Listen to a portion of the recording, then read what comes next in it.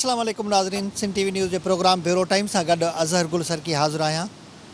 असांजो अॼोको प्रोग्राम ख़ासि तौर ते जेको बलोचिस्तान जो ग्रीन बेल्ट सॼो वञे थो, नसीराबाद डिवीज़न, न सिर्फ़ु नसीराबाद डिवीज़न पर उत्तर सिंध ऐं बलोचिस्तान जो जेके ज़रई इलाइक़ा आहिनि, आबादगारी वारो पेशो जिथे आहे, उन्हनि जो डिपेंडेड आपाशी खाते ते आहे। जेकॾहिं आपाशी खातो फ़ाल आहे त ज़रात बहितर थिए थी, जेकॾहिं आपाशी खातो गैर फ़ाल आहे त समूरे जो समूरो माली बदहाली तरफ़ उहो आबादगार पेशे वारा माण्हू ई वञनि था।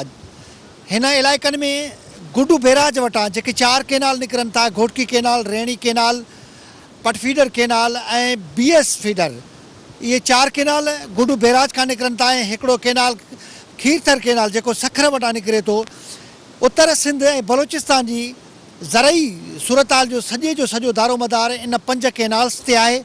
रेणी केनाल फ्लड केनाल आहे, जंहिंखे आपाशी खाते वारा बदयांती करे उहो खोले छॾीनि था ऐं हिते बादशाहत क़ाइमु आहे। आपाशी खातो पंहिंजी ॼण त हिकिड़े क़िस्म जी बादशाही क़ाइमु कई वेठो आहे, भले उहो बलोचिस्तान में हुजे या सिंध में हुजे। बलोचिस्तान जी समूरी जो समूरी अहम जेका केनाल आहे उहो पटफीडर केनाल आहे, जंहिं ते लखें एकड़ ज़रई ज़मीन जे आबाद थियण जो दारोमदार आहे।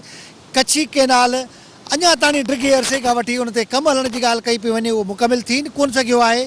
खीरथर केनाल जेको गड़ंग रेगुलेटर खां अॻिते बलोचिस्तान तरफ़ उनजो पाणी अचे थो, उन ते बि दारोमदार आहे। पर जेको मुख्य केनाल आहे उहो पटफीडर केनाल आहे। पटफीडर केनाल असां हिन वक़्तु पटफीडर केनाल जे उन हंध ते मौजूदु आहियूं जेको मीरसन वारो इलाइक़ो सॼो थो वञे। उते साॼे पासे ॾांहुं परियां रबी केनाल उन मां निकिरे थी ऐं खाॿे पासे ॾांहुं झुडेर शाख जे नाले सां हिकिड़ी केनाल निकिरे थी।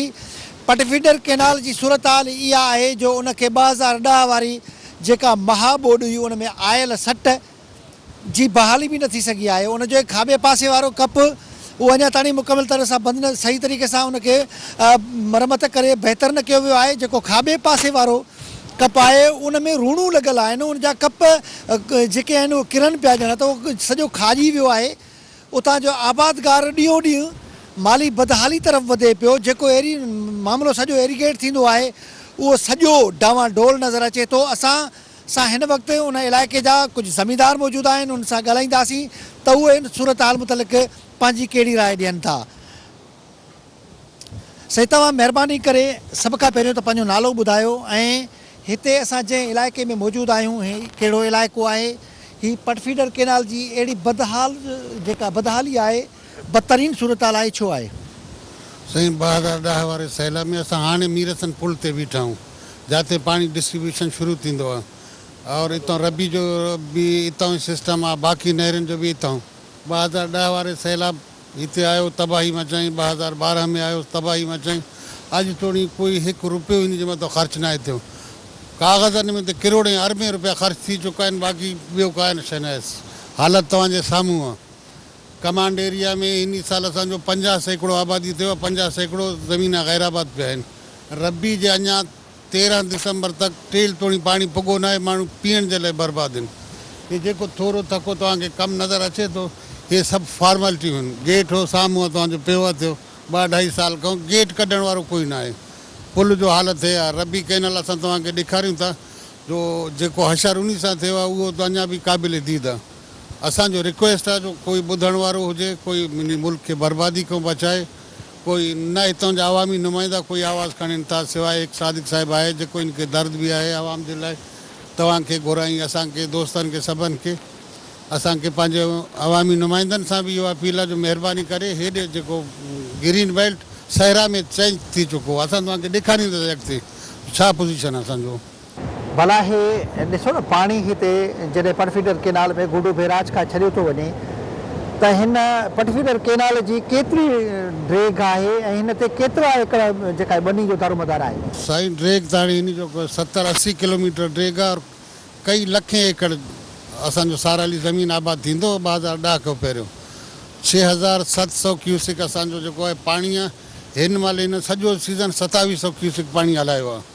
माण्हुनि खे पीअण जे लाइ पाणी न हुयो। हिते रोडां ब्लॉक थिया, कई दफ़ा हड़ताल थिया। पाणी आबादी पंहिंजे जॻह ते, पाणी पीअण जे लाइ न हुयो। हे सभु दोस्तनि खे ख़बर आहे, साईं जन खे सभु खे ख़बर आहे। बाक़ी हालत इहो आहे तव्हांजे अॻितां असांजो इहो अपील आहे उन्हनि खां जो महिरबानी करे कुझु तवजो हे ॾियनि। नसीराबाद ॾिसो डिविजनल हेडक्वार्टर आहे नसीराबाद, जी। उते सुप्रिंटेंडेंट इंजीनियर इन्हनि जो रहे थो, जी त छा उहो इरिगेशन खाते जो उहो सुप्रिंटेंडेंट एसी बि हिन इलाइक़े ॾे को विज़िट ते कोन थो अचे, या अहिड़ी बदतरीन सूरत हाल खे विज़िट कोन थो करे, उनखे मॉनिटर कोन थो करे? साईं एसी खे अचण जो ज़रूरत ई न आहे, उन खां पुछा केरु? अफ़सर बणियो पंहिंजे घर में वेठो आहे, चवंदो आहे बाबा ख़तरो आहे, हालात ख़राब आहिनि, हाणे तव्हांजे साम्हूं आहे हिते भला कोई ठीका ख़तरो थींदा आहिनि हिन कमनि जा, ठीका थींदा आहिनि? ठेका थींदा आहिनि, ठेकेदार पैसा खाई वेंदा आहिनि सभई गॾिजी। अॻे बि हिते 90 करोड़ रुपया आया, अॼु ताईं असां त न ॾिठोसीं का शइ कुझु थियो। 90 करोड़ रुपया हा आया? हा 90 करोड़ रुपया आया, उन खां पहिरें पैसा आया। रबी जे लाइ 14 करोड़ हाणे बि पिया आहिनि, रखियूं वेठा आहिनि, कमु नथा करनि। 100 दफ़ा असां उन्हनि सां मुलाक़ात कयोसीं। भला जॾहिं 90 करोड़ आया उन महिल टेंडर ऑक्शन थिया? हाउस इहो बसि राति जो वेही टेंडर कंदा आहिनि, सुबुह जो बसि। माना खुलियल ऑक्शन न हुयो? अगरि हुयो बि त सही, उहो पंहिंजे मनपसंद माण्हुनि खे ॾिनो। आबादकार खे कोई फ़ाइदो न पातो? कुझु बि न थियो, अञा आबादकार खे नुक़सानु थियो, फ़ाइदो न थियो। पैसा बि विया, कमु बि न थियो। तव्हां सुजाग माण्हू आहियो, तव्हां हिन इलाइक़े जा ज़मींदार आहियो, तव्हां हिन इलाइक़े में ज़रात पेशा माण्हू आहियो, त अहिड़े क़िस्म जे बदउनवान ऐं जेके करप्ट माण्हू आहिनि उन्हनि जो घेराव छो नथा कयो? साईं रोड असां ब्लॉक कयूं था, ॿियो हाणे फांसी असां उन्हनि खे नथा ॾेई सघूं। माण्हू उन्हनि जा जेल में आहिनि, कुझु नए ॿार वठी विया आहिनि, पर मतिलबु उन्हनि जे जेल थियण खां बि असांखे फ़ाइदो न आहे। न असांखे फ़ाइदो इन में आहे जो कोई अहिड़ो अचे, कमु करे, पाणी असांखे पूरो मिले। ग़रीब मिसकिन हारी सभु दरपदर थी विया आहिनि साईं। अंधेर नगरी चरबट राजा, बिल्कुलु। माना नेब में बि उहे विया जेके जन खे उन्हनि ॾियारियो? हा बिल्कुलु बिल्कुलु। माना असुल ॾोहारी अञा बि आजा? अञा ॾोहारी अञा असली त पकड़िया न आहिनि। असुल ॾोहारी अञा बि आजा। नेब में बि उहे फाथा जन गिरो घटि खाधो, जन वॾा अघ खलाया, उहे अञा बि आजा वेठा आहिनि। साईं तव्हांजो छा नालो आहे ऐं हिन इलाइक़े में ही ज़रात पेशा जेके माण्हू आहिनि, हे केनाल्स आहिनि, हिन जा कपर कचा आहिनि, हिते का स्टोन पिचिंग नज़र नथी अचे, हिते डीसल्टिंग वारो माहौल नज़र नथो अचे, गेट्स हिननि जे पेट में पिया आहिनि, ये सूरत हाल कीअं आहे? मेरा नाम हाजी रहमदा लांगो, मैं जमींदार हुसैन का सदर भी हूँ, मगर बलूचिस्तान में ये किनाल है, इसको भी टाइम पर पानी नहीं मिलता है। अभी जिस टाइम हम काश्त करते हैं, या प्याज है या टमाटर है या जो है सारी या गंदम का, तो टाइम पे हमें पानी नहीं मिलता है। जो इसका पोजीशन है उसी 7000 क्यूसेक के हिसाब से इस पर जो है ना 2000-2500 क्यूसेक पानी आता है, तो इससे जितना हमारे ज़मीन है वो आबाद नहीं हो सकते। अच्छा, तो ये इसका डीसल्टिंग होता है जी? इसका पेट में से खुदाई होती है? नहीं मट्टी निकालते हैं? नहीं, कुछ काम नहीं। जो पैसे आते हैं लोग ठेकेदार वही मिला के खाते हैं, काम इसमें कुछ नहीं होता है। यहाँ पे कभी इरिगेशन मिनिस्टर आया इन इलाकों में? नहीं सर, हमने तो कभी देखा है नहीं, अपने आंखों से शायद आ जाए भी हो अल्लाह को इल्म है। आपने कभी नहीं देखा? नहीं, हमने नहीं देखा है। तो हम इधर जो है जमींदार हैं, हमेशा जो है ना हमारे इसी से वास्ता है, पानी से, लोगों से, हमने अपने आंखों से नहीं यहाँ हम जिस जगह पे अभी खड़े हैं, यहाँ से रबी केनाल भी निकल रही है इससे पटवीडर से, और ये झुडेर भी निकल रही है। जी, जी। तो रबी केनाल पे कितनी राशि उस पर ज़ेर आब आती है? राजी तो इसमें बहुत है, मगर टाइम पे इसको मैं यही अर्ज कर रहा था कि जो इसमें रबी किनाल पे गंदम होता है, टमाटर या प्याज, अभी टमाटर लगाए हुए मगर जिस टाइम उनका तैयार नहीं हुए, अब सर्दी उनको मारता है, ये सारे ज़या हो जाते हैं। मसले यही है कि हम रिक्वेस्ट करते हैं कि भाई हमें टाइम पे पानी मिल जाए, और जो काम है रबी 1 के 2 के अभी स्टार्ट हो रहा है, बाजार 2 के 1 को पानी नहीं मिल रहा है। देखिए, अभी बलूचिस्तान में जो गवर्नमेंट है वो एक कौम परस्त वज़ीर आला यहाँ पे बैठे हुए हैं, जी जी। तो वो इस तरफ तवज्जो नहीं करते?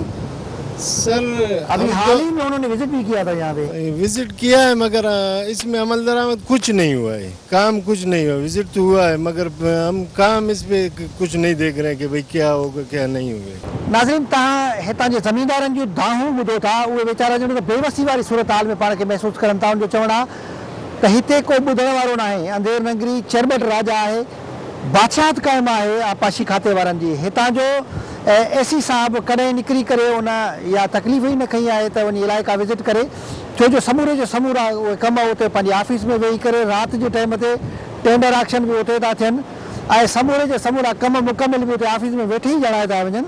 अरबे रुपया हिन केनालुनि जे मरमत लाइ अचनि था, पर कमु लखनि जो बि कोन थो थिए। हिन इलाइक़े जो हिकिड़ो पॉलिटिकल लीडर आहे, वर्कर समूरी सूरत हाल खे ॾाढो गहराई सां ॾिसंदड़, पेशे जे लिहाज़ खां पाण ज़मींदार, उन सां ॻाल्हाईंदासीं त उन्हनि जी माज़ी में गवर्नमेंट बि रही बलूचिस्तान में पाकिस्तान पीपल्स पार्टी जी, ऐं हिन महिल क़ौम परस्त वज़ीर आला बलूचिस्तान जो मुक़ररु आहे, मौजूदु आहे, त आख़िर अहिड़ी बदतर सूरत हाल छो आहे। पाण पॉलिटिकल वर्कर बि आहिनि त सूबे सिंध में पीपल्स पार्टी जी गवर्नमेंट बि आहे, ऐं बलूचिस्तान में क़ौम परस्त वज़ीर आला आहे, त अहिड़ी बेहसी आख़िर छो आहे। मोहम्मद सादिक उमरानी साहब मौजूदु आहिनि, उन्हनि सां ॻाल्हाईंदासीं त उहे पंहिंजी कहिड़ी राय जो इज़हार कंदा। मीर साहब, तव्हां इहो ॿुधायो महिरबानी करे, तव्हां पाण बि ज़मींदार आहियो, तव्हांजो बि बुनियादी तौर ते पेशो ज़मींदारी आहे, ज़रिए माश ज़मींदारी आहे। हे तव्हांजो पटफीडर केनाल सॼे जो सॼो तबाह लॻो पियो आहे, उनजा ॿई कपर कचा आहिनि। 2010 जी ॿोॾि में जॾहिं कोयलू जे पहाड़नि खां आयल पाणी हिट कयो, उहा जॻह अञा ताईं ठीकु न थी सघी आहे। हे झुॾेर शाख वारो कमज़ोर सूरत हाल आहे, गेट भॻा पिया आहिनि, ऐं समूरे जो समूरो केनाल जा सॼा पासा कचा आहिनि, त हीअ अहिड़ी बदतर सूरत हाल छो आहे?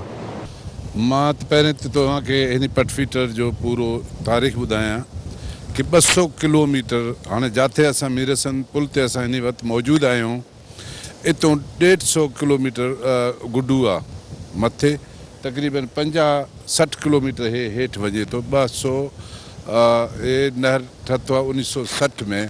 मां चवां थो 1960 खां वठी अॼु तक हिन नहरी निज़ाम खे हुकूमत बलूचिस्तान कोई तवज्जो ई न ॾिनो कि हिन जो कंहिं बि साल हिन जो कोई सफ़ाई थिए।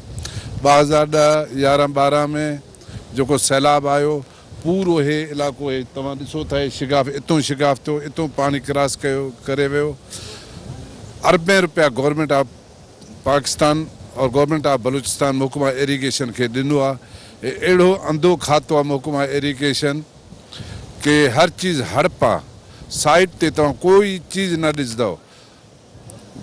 जंहिं निज़ाम जो ज़िम्मेदार सेक्रेटरी इरीगेशन आहे सभ खां वॾो और सूबाई वज़ीर ज़िम्मेदार आहे, उहा अॼु तक हिन इलाइक़े तक हिन मथे तव्हां कंहिंखो बि पुछा करो, कॾहिं बि विज़िट न करे सघिया, न आया आहिनि।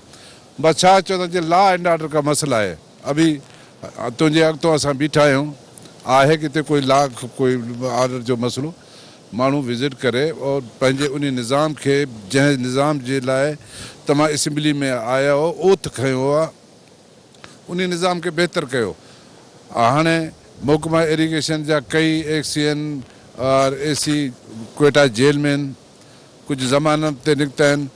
4 अरब रुपयो रिकॉर्ड में ॾेखारियो अथनि कि पटफीटर जी सफ़ाई और जेका शिगाफ़ पिया असां उनखे बहितर कयो आहे, लेकिन कोई साइड ते तव्हां न ॾिसंदो, कोई बि कमु न आहे, कोई तवजो ॾिनो। बलूचिस्तान जो सभ खां वॾो नहरी निज़ाम आहे और जीअं ग्रीन बेल्ट सॾियो वेंदो आहे नसीराबाद जाफ़राबाद हिन इलाइक़े में 200 किलोमीटर बलूचिस्तान जो हे नहरी निज़ाम आहे, बिल्कुलु तबाह बर्बाद आहे।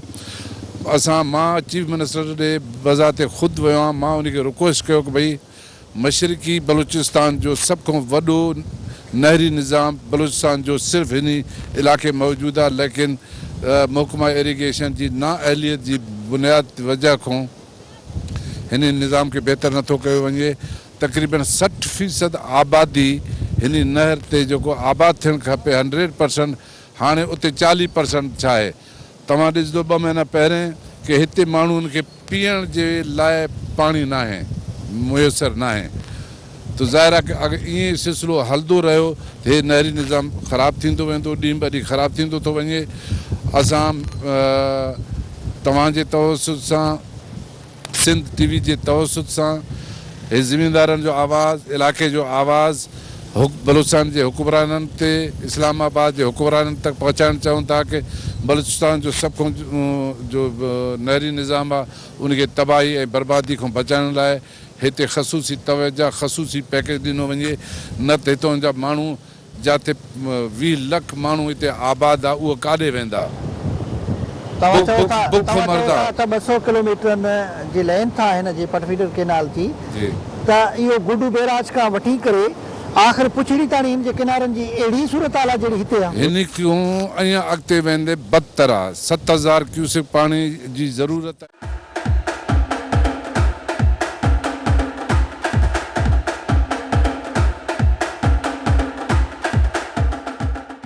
जिते 2400 क्यूसेक अचे थो, तव्हां ॿुधायो कि छा थींदो? आबादी ज़मीनदार तबाह बर्बाद थियल आहिनि सभु। भला इहा बदयांती गुड्डू बैराज खां थिए थी, इहा बदयांती हितां रेगुलेटर सिस्टम खां हितां थिए थी पाणी घटि अचण वारी? साईं हिते जिते बीठा आहियूं मीरसन पुल ते, हितां किशमूर तक गुड्डू तक मथे सिल्ट पयल आहे पाणी जो, माना फिलो न आहे। फिलो न आहे, सिल्ट आहे। असां चवंदा आहियूं जो सिल्ट खुदाई थिए, बहितर थिए और इन जा पुश्ता मज़बूत कया वञनि ताकि 7000 पाणी क्यूसिक जेको असांजो राइट आहे हिन किनाल जो इरीगेशन निज़ाम जो जंहिंजो मनसूबाबंदी कयो वियो बुनियादी, उनमें ओतिरो पाणी अचणु खपे। डीसल्टिंग नथी थिए, कपर मज़बूत नथा कया वञनि, उनजे करे जेकॾहिं 7000 क्यूसेक पाणी हिन में छॾियो वियो त फिसी पवंदो, इलाइक़ा तबाह कंदो, तबाह थींदो, सैलाब ईंदो। असां चवंदा आहियूं हिनखे बहितर करनि, मज़बूत करनि। भला हे रेगुलेटर आहे हितां हिन पासे ॾांहुं खाॿे पासे ॾांहुं झुलेर शाख निकिरे थी, साॼे पासे ॾांहुं रबी केनाल निकिरे थो, हिन जितां रेगुलेट थिए थो पाणी, भला हितां को इरीगेशन वारा को चोरी वारो सिस्टम बि रखी वेठा आहिनि या हिन रेगुलेटर ते को रेगुलेशन जे हवाले सां मुनसिफ़ानी हितां विच थिए थी? इरीगेशन जो निज़ाम बिल्कुलु तबाह बर्बाद आहे। हे पटफिटर केनाल ते तूं वेंदे ट्यूबवेल लॻियल आहिनि अनअथोराइज़, हितूं मथे वेंदे अनअथोराइज़ ट्यूबवेल आहिनि। असां चऊं था ज़मींदारनि खे राइट मिलणु खपे। असां नथा चऊं कि पाणी न मिलणु खपे, लेकिन उन जो जेको जंहिंजो हक़ आहे उन्हनि खे उहो हक़ मिलणु खपे। चोरी पंपिंग आहे, डीसलिटिंग आहे, बर्बाद आहे इरीगेशन निज़ाम, करप्शन जो इंतिहा आहे। अरबें रुपया असां टैक्स ॾियूं था हितां गवर्नमेंट ऑफ बलूचिस्तान खे, लेकिन असां चवंदा उनजो अगरि 20% भी जो तो टैक्स असां वठनि था, ज़री टैक्स, मालिया, आबियाना, त उन खे करणु बहितर करणु खपे। और हे इरीगेशन जो कोई हिन निज़ाम खे बहितर नथो करे सघे, न वज़ीर दाख़िला, न वज़ीर, न कोई ॿियो शख़्स, कोई बि नथो करे सघे। इन खे इन सूरत में बहितर थी सघंदो। असां चऊं था गवर्नमेंट ऑफ बलूचिस्तान खे तजवीज़ ॾिनो आहे कि IFW जे हवाले कयो ताकि हे इन निज़ाम खे बहितर करे सघनि। हितां जो वज़ीर आला इन इशू ते आख़िर सीरियस छो नथो थिए, या उनखे बदयांती चऊं, गफ़लत चऊं, लापरवाही चऊं? गफ़लत, लापरवाही, गैर ज़िम्मेदारी। अगरि उनजो हल्को हुजे हा, इलाइक़ो हुजे हा, उन्हनि खे बलूचिस्तान बलूच आवाम सां मोहबत हुजे हा, त हे इलाइक़ो ईअं तबाह न हुजे हा। हितां जे माण्हुनि जी माशी बदहाली जो ज़िम्मेदार हितां जो वज़ीर आला खे चई सघिजे थो? गवर्नमेंट ऑफ बलूचिस्तान जेको बि आहे उहो ज़िम्मेदार आहे, हुकूमत ज़िम्मेदार आहे। कंहिं बि तरह सां पंहिंजे इलाइक़े वासियुनि सां सिंसियर न आहिनि। कोई सिंसियर न, सिंसियर हुजनि हा त एतिरो ज़रूरी इलाइक़ो तबाह बर्बाद न थिए हा। भला हिते 2010 जी जॾहिं ॿोॾि आई हुई जी, उन महिल खां पोइ तव्हां चओ था त 90 करोड़ रुपया पहिरियां आया, उहे बि दरबदर थी विया, हेॾां जो होॾे थी विया। उन खां पोइ वरी जॾहिं 2012 में बरसाती ॿोॾि आई त उन में बि बर्बादी थी वई समूरी, सॼो तबाह थी सॼो वियो। नहरी निज़ाम हितां जो ख़तमु थी वियो, मेसारजी वियो। त इन ॿिन्ही जेके सुपर फ्लड्स हुआ इन्हनि खां पोइ को मरमती कमु न थियो। कोई मरमती कमु न थियो। इरीगेशन जा ज़िम्मेदार एक्सीएन, SDO, ठेकेदार 22 माण्हू गिरफ़्तार थिया। 4 अरब रुपया उन्हनि रिकॉर्ड में रातों राति शो कयो कि असां कमु कयो, साइड ते कोई कमु न आहे, करप्शन जी नज़र थी वियो आहे। उनजी का हिन महिल ताणी नतीजो उन निकितो कोई आहे? न, गिरफ़्तार थिया, निवेदियारा नैप उन्हनि खे रखियो, जेल में विया, कोर्ट खां आज़ाद थी घर वेठा। माना इलाइक़ो तबाह कयो। इहो मामलो बि ॼणो को प्लेन नज़र पियो आयो। सॼो प्लेन जीअं हे लॻे थो बि ईअं थी वियो। हितां जे माण्हू ॾींहों ॾींहुं बदहाली तरफ़ पियो वञे, बदहाली, गुरबत जी तरफ़ था वञनि। जेकॾहिं ग़रीब माण्हू आहे, अधु हिते राहक जो हारी जो 50% बसगर आहे, 50% ज़मीनदार आहे, ॿई तबाह थियनि गुज़िश्ता 4 साल खां। मिसाल जेकॾहिं इहा सूरत हाल रही त ज़ाहिर आहे माण्हू मजबूरन, क्राइम रेशो वधंदो, क्राइम रेशो वधंदो, इतिजाज थींदो, लॉ एंड ऑर्डर मसइला पैदा थींदा। इन जे लाइ बहितर आहे कि माण्हुनि खे रोज़गार ॾियनि। हिते बदमनी जो हिकु वॾो सबबु इहो बि आहे जेका हुकूमती बदयांती आहे। हुकूमती बदयांती, नाअहली, इंतिज़ामी नाअहलियत मौजूदु आहे। रबी केनाल जे कप ते हिन इलाइक़े वासी ॿिया मौजूदु आहिनि, उन सां ॻाल्हाईंदासीं त ही आख़िर इरीगेशन खाते जी बदहाली छो आहे। तव्हां हिन इलाइक़े वासी आहियो, तव्हां असांखे महिरबानी करे ॿुधायो त ही जुडेर शाख आहे, पर मुख्य केनाल जेका पटफीडर केनाल आहे उन जे ॿिन्ही पासनि में किथे बि स्टोन पिचिंग कोन्हे।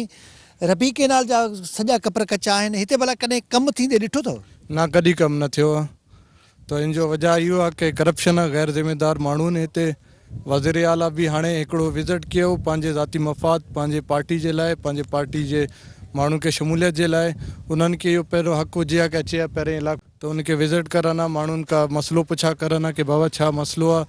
त हिते कोई विज़िट बि न कयूं, कोई हाईलाइट न कयूं, कोई मीडिया जे माण्हू हिते न आया की बाबा छा प्रॉब्लम आहे। उन्हनि जो हक़ हुयो की ॿुधर पुछण न ज़मीनदार तबिके खां की बाबा छा मसाइल आहिनि, लेकिन उन्हनि जे लाइ तवजो न ॾिनो आहे। ॿियो हितां जेको इंतिज़ामिया आहे एग्रीकल्चर सां वाबस्ता, उहो बि नॉन लोकल माण्हू आहिनि। कोई हिते मुंहिंजो कोई मतिलबु कोई कॉलेज न आहे एग्रीकल्चर रिलेटेड, या कोई यूनिवर्सिटी न आहे की माण्हुनि खे शौक़ु ॾियनि या कोई अहिड़ो वर्कशॉप ॾियनि, माण्हुनि खे तवजह ॾियनि की बाबा कीअं एग्रीकल्चर थिए कीअं न थिए। कोई अहिड़ो सिस्टम न आहिनि, माना का हुकूमती तवजो नज़र नथी अचे। कोई तवजो न आहे। गैर संजीदा हुकूमत, कोई मसाइल हल नथा थियनि। तव्हांजो नालो? साईं, मुंहिंजो नालो इमदाद हुसैन मोगरी। मोगरी साहब, महिरबानी करे इहो ॿुधायो त तव्हां हिन इलाइक़े जा आहियो। जी साईं। हिन इलाइक़े में मुख्य केनाल हितां जे बलूचिस्तान जी पटफीडर केनाल आहे, जंहिं ते ज़रई दारोमदार सॼे जो सॼो इन ते आहे। जी साईं। त हिन जा ॿई कपर कचा आहिनि। जॾहिं 2010 में कोहिलू को पाणी अची हिते हिट कयो, बदहाली थी, सॼो इलाइक़ो ॿुॾी वियो हो, उन खां पोइ हिते को कमु थियो? का शइ साईं कमु न थियो आहे। मां तव्हांखे पाण ॾिसियो, मां चयो साईं हे जेको टुकरो बि असां पाण एक्सी वाटर ते आंदोसीं, एक्सी वाटर सां असां जेको पोर करायोसीं पंहिंजो तरफ़ां। हाणे बि तव्हां विज़िट कयो, जेको तव्हांखे मां ॾिसियो अनक़रीबन इहो बि टुटण वारो आहे। ॿियो पटफीटर में साईं पाणी बि न हुयो, और असां पंहिंजो डीज़ल हलायोसीं, लिफ्टनि ते पाणी कढे असां वञी पंहिंजा आबाद कयोसीं। जी साईं, जी साईं, हा। और ॿियो अॼु हाणे सारी जो रेट ॾिसो साईं, 750 रुपया। इहे बि पटफीटर में पाणी न हुजण जे करे असां डीज़लनि ते पंहिंजो वञी पंहिंजो आबाद कयोसीं, पटफीटर को पाणी कढियोसीं। एतिरो पटफीटर में पाणी न हुयो। ॻाल्हि इहो करनि था साईं, पटफीटर में मथां पाणी न आहे। पाणी वा कीअं रहे, तव्हांखे जेको पैसा मिलनि था, जेका रिलीज़ थियनि था पटफीटर जे लाइ, तव्हां कम से कम उहो पैसनि ते इस्तेमालु कयो न। कॾहिं बि साईं नथा करनि। भला हिते माना वरियनि खां वठी का कमु सही न आहे थियो। तव्हांजे साम्हूं सही, तव्हां पाण विज़िट कयो, का कमु थियो आहे? तव्हां ॾिसो, कुझु बि नथो अचे साईं। कुझु बि साईं न। ग़रीब वञे थो कमज़ोर थींदो सालों साल बसि। हाणे 750 रुपया सारी जो रेट आहे। ज़िमीदार वञे काॾे साईं। हिकिड़ो ॿियो इलाइक़े वासी मौजूदु आहे, उन सां ॻाल्हाईंदासीं। तव्हांजो नालो? मुंहिंजो नालो साईं नसरुल्ला ख़ान आहे। मां सभ खां पहिरें मीडिया जो मशहूरु आहियां कि 2010 ऐं 2012 जे फ्लड खां पोइ तव्हां पहिरीं मरतबा हेॾे आया हो। असांजा हुकुमरान हेॾे अचण खां लवाइनि था, इहो ॼाणनि था कि लॉ एंड ऑर्डर जो मसइलो आहे। तव्हां आया हो, पाण ॾिठो आहे हिते असांजे नहरी निज़ाम जी हालति तव्हां पाण ॾिठी आहे। जिथो मेन असांजा केनाला निकिरनि था पिया, हीअ रबी केनाल आहे, हीअ हेॾो जुडेर आहे, ऐं सिधो अॻिते वञी हेठि जेको आहे त पाणी हितां अचे त थो, लेकिन हेॾो जेको खोलू वारे पासे हेॾो असांजो फ्लड आयो 2010 में, हू शाखनि जे निज़ाम खे तबाह करे छॾियईं। ॾिसो, अगरि पाणी हूंदो, आबादी हूंदी, लाइव स्टॉक ते असरु पवंदो। हाणे पाणी न हुयो, जेका असांजी हेल जेका आबादी थी आहे, जीअं मुंहिंजे दोस्त ॿुधायो त असां जेको आहे थोरो पाणी आयो हुते लिफ्टनि ते असां पाणी करे आबादी कई आहे, लेकिन सारी खे अघु न आहे। हाणे असांजी मुआशी बदहाली आहे, जीअं पटफीटर नहरी निज़ाम रीढ़ जी हॾी जी हैसियत रखे थो। ॾिसो, माण्हू नकल मकानी कंदा, माल मवेशी तव्हांजे आॾो असांजे माल मवेशी ॾिसो पाणी पीअनि था पिया, कीअं कहिड़ी हालति अथनि, कहिड़ा ॾुबरा आहिनि, तबाह थी विया आहिनि। लाइव स्टॉक एॾी तबाह थी विया इन्हनि 2-3 सालनि में। साबिक़ा गवर्नमेंट, वफ़ाक़ी गवर्नमेंट पाकिस्तान पीपल्स पार्टी जी, उन जेको आहे 90 करोड़ रुपयो रिलीज़ कयो हिते। उहो पोइ हिते कागज़ी कार्रवाइनि में टेंडर वग़ैरह थिया, ठीका वग़ैरह थिया, थोरो कमु को मथे थियो आहे या न थियो आहे, तव्हां पाण ॾिसो था। सूरत हाल तव्हांजे आॾो आहे। ताज़ो recently government of Balochistan 14 crore रुपया रबी केनाल जी पुश्ता जेका आहिनि उन्हनि जी मज़बूती जे लाइ ॾिना आहिनि, उहे रखियूं वेठा आहिनि, ठाहिनि था न पिया उनखे। इहो हाणे तव्हां इरीगेशन जे अमलदारनि खां पुछी सघो था, जेके ज़िम्मेदार आहिनि, त उहे छो नथा करनि। असां पटफीडर केनाल में कॾहिं खाटी थींदे तव्हांखे कोन असां पंहिंजी हयाती में साईं न ॾिठो आहे। असां पंहिंजी हयाती में न ॾिठो आहे। बिल्कुलु 75 साल हिन पटफीडर केनाल खे ठहे थिया आहिनि, मही सदी गुज़री वई, कॾहिं बि कमु न थियो। बिल्कुलु 1977 में मुंहिंजी पैदाइश आहे। असां हेॾे कंहिंखे बि न ॾिठो आहे, ना इंतिज़ामी उमूर ॾिठा आहिनि हेॾे, ना इरीगेशन वारा ॾिठा आहिनि।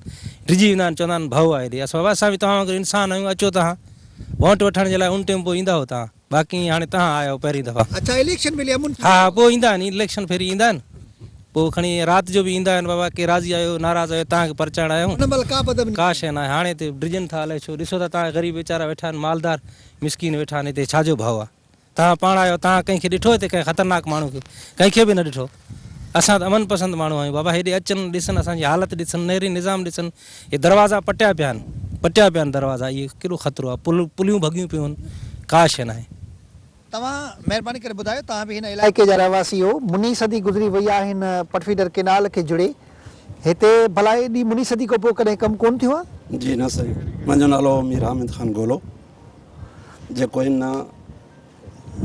करप्शन जी मद में तमामु जेको हिन इलाइक़े में बेहाली जो बदहाली तव्हां पाण ॾिसो था हिते कोई कमु न थियो आहे जेतिरो पैसो मिलियो आहे करप्शन जे बसि ईअं थी विया नज़र थी विया इलाइक़े में जेके बासी अधु बलुस्तान जो जेको आहे पटफीटर ते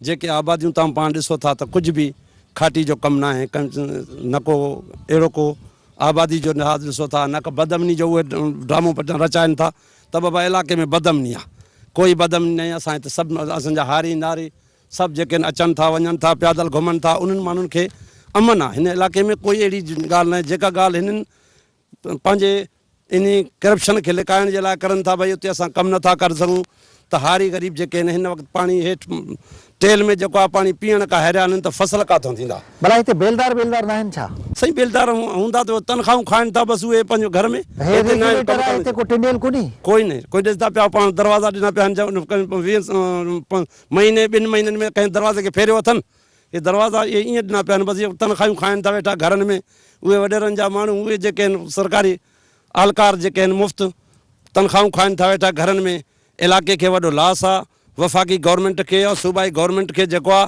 तवजा ॾियणु खपे पटफीटर बलुस्तान जी अहम ज़रिए इलाइक़ो आहे जिते तमामु बलुस्तान जूं अधु बलुस्तान जो क़ौमां हिते रहनि थियूं पियूं जिते हिन वक़्तु ॾिठा पिया बदहाली जो शिकार आहे माण्हू पीअण खां जॾहिं हैरान आहिनि हिन वक़्तु 4000 में इन काश्तकारनि ग़रीबनि वटां भाण ॿिज अॼु जेके आहिनि उहा त 700 ऐं 600 रुपए सारी जो मण आहे त सूबाई गवर्नमेंट बि वज़ीर आला हाणे हिते गश्त ते आयो दौरे ते बि उहो पंहिंजी पार्टी वारनि खे नवाज़ण जे लाइ पार्टी वारनि खे हिकु ॿिनि माण्हुनि खे ख़ुशि करण जे लाइ उनजो फ़र्ज़ु हुयो कि पटफीटर इलाइक़े सां दौरो करे आया हिन इलाइक़े में त इहा असां पीपल्स पार्टी जी गवर्नमेंट हुई जेका हिननि खे पैसा बि 4 अरब रुपया ॾिनई उन जे बावजूद बि कमु न थियो भला हे जेको वज़ीर आला आयो ॼणो बलोचिस्तान जो वज़ीर आला न हो मक़सूद माण्हुनि जो मक़सूद क़ौम परस्तनी मक़सूद जीअं हिकिड़ो बहरैली में हिकु नंढो शहर हुजे बसि उहो ईअं आम आदमी बसि घुमी फिरी वियो त मां तव्हांजो शुक्रिया अदा कयां थो जो तव्हां पहिरीं बार जेके आहियो मीडिया वारा असांजी हिन काश्तकारनि सां तव्हां ॻाल्हि ॿोल कई आहे असांखे वॾी ख़ुशी थी आहे और तव्हांखे ख़िराज तहसीम पेश कयूं था जो तव्हां हिन इलाइक़नि में अमन पसंदि इलाइक़ा आहिनि हिन में कोई अहिड़े ख़दशात न आहिनि जेके उहे ज़ाहिर करनि था इहे पंहिंजो करप्शन खे लिकाइण जे लाइ अहिड़ा ॻाल्हियूं करनि था कोई हिते बदमनी न आहे इलाइक़े जी हालत पाण ॾिसो था ग़रीब नारी हारी नारी जेके आहिनि बेबस आहिनि वीचारा असां हड़ताला करे रोड ब्लॉक कयोसीं रोडनि ते आयासीं उन जे बावजूद बि कोई ॿुधण वारो कोन्हे हिकु दफ़ो ॿीहर बलोचिस्तान जे सियासी अॻवान सां ॻाल्हाईंदासीं मीर साहिबु इहो ॿुधायो त भला बलोचिस्तान में वज़ीर आला इलेक्ट थींदा आहिनि या अपॉइंट थींदा आहिनि हिते अपॉइंट थींदा आहिनि इलेक्ट न थींदा इलेक्ट न थींदा आहिनि इलेक्ट हुजनि अवामी नुमाइंदा त आवाम जे मसाइल खे हल करण जे लाइ तवजा ॾिना बिल्कुलु कोई तवजा न आहे नसीराबाद हिकिड़ी डिविज़नल हेडक्वार्टर आहे हिते को ज़रई तरबियती इदारो नज़र नथो अचे हिते लायो स्टाक वारो शोबो जेको आहे उहो सॼो तबाह नज़र अचे थो जेकॾहिं ज़ाहिर आहे ज़रई मईशियत तबाह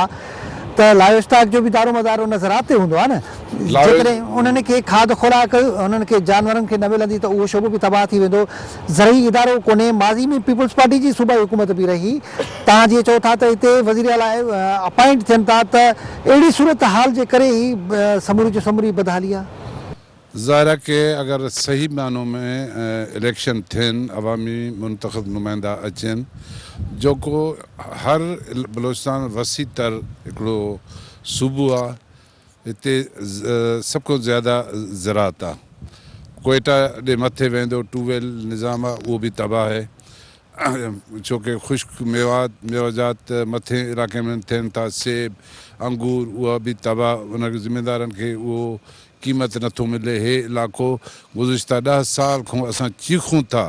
मां पाण मिनिस्टर हुउमि, तॾहिं बि मां चीफ मिनिस्टर खे चयो, प्राइम मिनिस्टर आयो हिते, प्रेसिडेंट आयो, उन्हनि खे बि इहो असां दांह कयोसीं की भई हिन ते तवजो ॾिनो कुझु बि न थियो। प्रेसिडेंट साहिबु आसिफ ज़रदारी साहिबु, प्राइम मिनिस्टर यूसुफ 2 अरब रुपया हिते ॾिना हिन पटफिटर जी मरम्मत जे लाइ। उहो रिकॉर्ड में मरम्मत थियो आहे, साइड ते कोई मरम्मत न थियो आहे। अच्छा मीर साहब, ॿी हिकिड़ी ॻाल्हि, हितां जा मक़ामी माण्हुनि सां असांजी हिकिड़ी ॻाल्हि थी त उन्हनि इहा बि दांह कई त हिन इलाइक़े में बदअमनी जो जवाज़ ॼाणाए को कमु नथो कयो वञे ऐं हिते जेको इरीगेशन में मक़ामी सतह ते जेके माण्हू हुजणु खपनि हा उन्हनि खे हिते रोज़गार ॾियणु खपे हा, उहो बि न आहे। ॿाहिरियनि माण्हुनि खे रोज़गार ॾिनो वियो आहे, उहे बदअमनी जो जवाज़ ॼाणाए हेॾे अचनि ई कोन था। इहो बि हिकिड़ो वॾो सबबु आहे। साईं ॾिस, सभ खां वॾो ज़िमेदार चीफ मिनिस्टर और सेक्रेटरी इरीगेशन हूंदो आहे कंहिं डिपार्टमेंट जो। उन्हनि जो हाणे पटफिटर प्रोजेक्ट आहे, इन जो हेडक्वार्टर आहे कोयटा में। लोकल क्लास 4 जा माण्हू बि भर्ती थियल आहिनि, 100 जे क़रीब कोयटा में माण्हुनि जे घरनि में कमु करनि था, साइड ते कोई माण्हू ई न आहे। त इहो निज़ाम पोइ कीअं हलंदो? निज़ाम जी बहितरी जे लाइ मनसूबा बंदी ज़रूरी आहे, जेको हिन हुकूमत में उहो सलाहियत न आहे कि इन निज़ाम खे बहितर करे सघनि। असां चऊं था, चीफ मिनिस्टर साहिब खे मशवरो ॾियूं था कि महिरबानी करे जंहिं डिपार्टमेंट जो हेड जेको सेक्रेटरी हूंदो आहे उन खे कम अज़ कम एतिरो त अंदाज़ो थिए कि पटफिटर में केतिरो क्यूसेक पाणी अचे थो, जेको वाक़िफ़ ई कोई न आहे, पतो ई न आहे कि उहो निज़ाम खे कीअं बहितर करे सघंदा। मीर साहब, पोइ जेकॾहिं पटफिटर कैनाल जी इहा सूरत हाल आहे त पोइ कच्छी कैनाल सां कहिड़ो इंसाफ़ थींदो? कच्छी कैनाल हितां कोई 30 किलोमीटर मथे अचे थो पियो। तव्हां हे डेरा बुगटी जा पहाड़ ॾिसो था पिया, हितां कोई काथे कमु न आहे, बसि कागज़ में पूरो आहे। कच्छी कैनाल अरबे रुपया बजट अचे थो, पूरो ख़तम, हज़म, लकड़ हज़म, पत्थर हज़म, साइड ते कोई कमु न आहे। नाज़रीन, तव्हां हितां जे ज़मींदारनि, हितां जे मक़ामी माण्हुनि ऐं हितां जे सियासी अॻुवाननि जूं ॻाल्हियूं ॿुधियूं त हिते इरीगेशन खाते हथु वठी करे पटफीडर कैनाल खे तबाह करे छॾियो आहे, जंहिंमें 6700 क्यूसेक पाणी अचिणो आहे। उन में सिर्फ़ु चंद हज़ार 2000 खां वधीक पाणी नथो छॾे सघिजे, छो जो उन जो पेट मिटीअ सां भरिजी वियो आहे। उन जा कपर कमज़ोर आहिनि, जेकॾहिं वधीक पाणी छॾियो वियो त वधीक तबाही ईंदी, उहो फिसी पवंदो। मुंहिंजे पुठ में तव्हांखे नज़र ईंदो हूंदो त हिकिड़ो मिटीअ जो ढेरो उन पटफीडर कैनाल जे पेट में पियल आहे। जेकॾहिं अहिड़ी बदतरीन सूरत हाल हूंदी त उते पाणी जा वहुकरा बहितर न हूंदा त ज़रई आबादी कीअं करे सघिजे थी। ऐं लाइव स्टॉक वारो शोबो ज़ाहिर आहे ज़रात सां ई दारोमदार हूंदो आहे उनजो, उनजे करे उहो बि तबाह पियो थिए। हिते मक़ामी माण्हुनि खे रोज़गार नथो ॾिनो वञे। हिते ग़लति हिकिड़ी परसेप्शन फैलाई वई आहे त बदअमनी आहे, जंहिंजे करे कमु नथो करे सघिजे। हिते मक़ामी माण्हुनि खे जेकॾहिं को बेलदार वारी रोज़गार ॾिनो वञे त उहे हिते करे सघनि था, पर हिते को इरीगेशन खाते जो अमलदार नज़र नथो अचे। कंहिं बि तरह सां अरबे रुपया गवर्नमेंट पारां जारी त कया था वञनि, पर उहो कमु सिर्फ़ु कागज़नि में ॾेखारियो थो वञे, जंहिंजे करे हिन कैनाल ते दारोमदार रखंदड़ जेके आबादगार आहिनि उहे माली बदहाली तरफ़ वधी रहिया आहिनि। हिन कैनाल मां मुख़्तलिफ़ जेके बि नंढा नंढा कैनालूं निकिरनि थियूं, शाखूं, वाटर कोर्स निकिरनि था, उहे बि बिल्कुलु ज़ाहिर आहे जेकॾहिं उन मेन कैनाल में ई पाणी न हूंदो त उन्हनि में किथां वेंदो। उनजे करे बलोचिस्तान जे हिन ज़रई बेल्ट में लखें एकड़ ॿनी जेका आहे गैराबाद थी वई आहे। ज़रात पेशा माण्हू बदहाली तरफ़ वधी रहिया आहिनि। उहे दाहे रहिया आहिनि त हितां जो क़ौम परस्त वज़ीर आला जी बेध्यानी ऐं उन जी ग़फ़लत इन जो मुख्य सबबु आहे जो हितां जा माण्हू माली बदहाली तरफ़ वधी रहिया आहिनि। ईंदड़ प्रोग्राम ताईं पंहिंजे मेज़बान अज़हर गुल सरकी खे ॾींदा इजाज़त।